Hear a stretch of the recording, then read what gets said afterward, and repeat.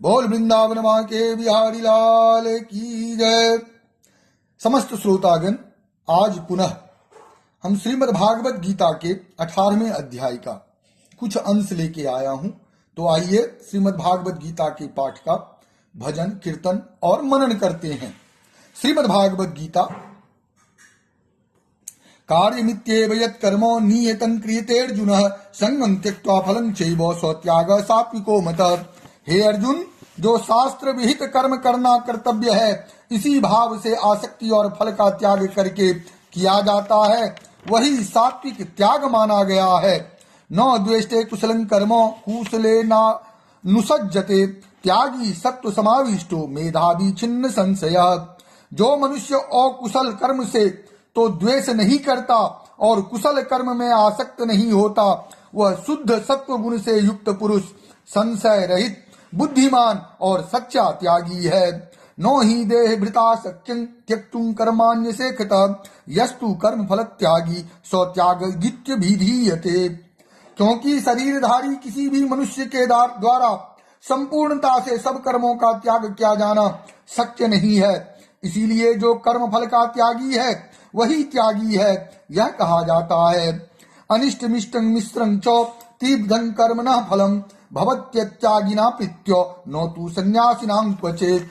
कर्म फल का त्याग न करने वाले मनुष्यों के कर्मों का तो अच्छा, बुरा और मिला हुआ ऐसे 3 प्रकार का फल मरने के पश्चात अवश्य होता है, किंतु कर्म फल का त्याग कर देने वाले मनुष्यों के कर्मों का फल किसी काल में भी नहीं होता। पंचेतानि महाबाहो कारणानि निबोध में सांख्ये कृतांते प्रोक्तानि सिद्धिये सर्व कर्म नाम। ये महाबाहो, संपूर्ण कर्मों की सिद्धि के ये 5 हेतु कर्मों का अंत करने के लिए उपाय बतलाने वाले सांख्य शास्त्र में कहे गए हैं, उनको तू मुझसे भली भांति जान। अधिष्ठानां तथा कर्तां कर्णं च पृथ्वीग्धमं विविधाश्च पृथक चेष्टा दैवं चैवात्र पंचकम। इस विषय में अर्थात कर्मों की सिद्धि में अधिष्ठान, जिसके आश्रय कर्म किए जाएं, उसका नाम अधिष्ठान है, और कर्ता तथा भिन्न भिन्न प्रकार के करण, जिन जिन इंद्रियादियों के और साधनों के द्वारा कर्म किए जाते हैं, उनका नाम करण है। एवं नाना प्रकार की अलग अलग चेष्टाएं और वैसे ही 5वां हेतु दैव है। पूर्वकृत शुभाशुभ कर्मों के संस्कारों का नाम दैव है। शरीरवांग मनोभिर्यत् कर्म प्रारभ्यते नरः न्यायं वा विपरीतं वा पंचैते तस्य हेतवः। मनुष्य मन, वाणी और शरीर से शास्त्रानुकूल अथवा विपरीत जो कुछ भी कर्म करता है, उसके ये 5 कारण हैं।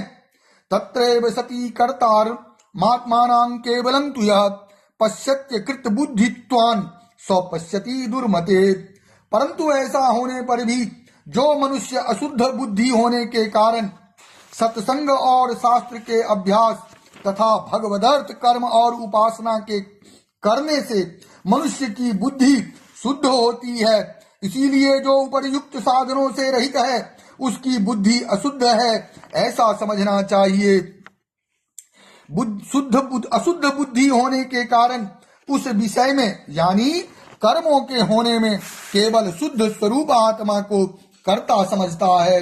वह मलिन बुद्धि वाला अज्ञानी यथार्थ नहीं समझता। यस्य नाहं कृतो भावो बुद्धिर्यस्य न लिप्यते हत्वापि स इमान् लोकान् हन्ति न निबध्यते। जिस पुरुष के अंतःकरण में मैं करता हूँ ऐसा भाव नहीं है, तथा जिसकी बुद्धि सांसारिक पदार्थों में और कर्मों में लिपायमान नहीं होती, वह पुरुष इन सब लोगों को मारकर भी वास्तव में न तो मारता है और न पाप से बंधता है। जैसे अग्नि, वायु और जल के द्वारा प्रारब्धवश किसी प्राणी की हिंसा होती देखने में आवे तो भी वह वास्तव में हिंसा नहीं है, वैसे ही जिस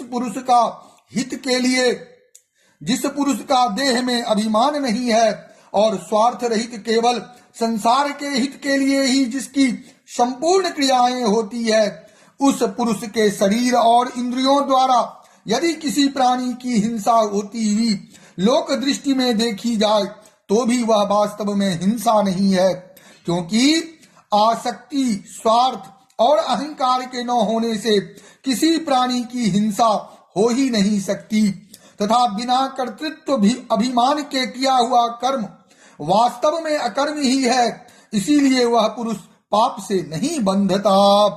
बोल वृंदावन बांके बिहारी लाल की जय।